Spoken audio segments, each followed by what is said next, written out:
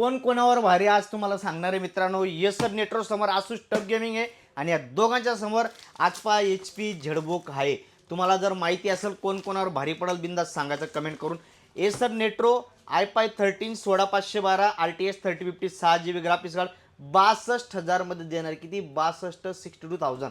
Ryzen 7 Asus TUF gaming HS series processor 16GB ची RAM 512GB ची SSD RTX 3050 4GB graphics card याचा rate आहे 68,000 रुपये all include GST plus bag mouse slew सगळे काही। आणि हा जो आहे HP झेडबुक फायरफ्लाय सिरीजमध्ये i7 चा फुल मेटल बॉडी। तर मित्रांनो आता HP झेडबुक हा बिझनेस सिरीज लॅपटॉप आहे।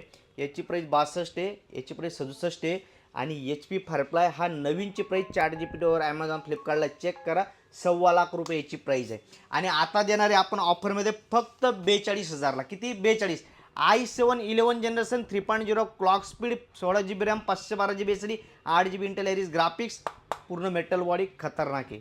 तर मित्रांनो आता ह्या लॅपटॉपची 1.25 लाख प्राइस आहे, याची 62,000 आहे, याची 68,000 आहे।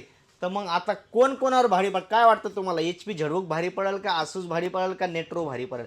कारण की जेव्हा तुम्ही लाईव्ह डेमो कशाल लॅपटॉपचा बूटिंग स्पीड लॅपटॉपमध्ये सॉफ्टवेअर टाकल्यावर जो स्मूथ चालणं हे तुम्ही जेव्हा चेक कराल तेव्हा तुम्हाला कळणार आहे। याचा परफॉर्मन्स एकदम अफलातून HP झेडबुक आहे।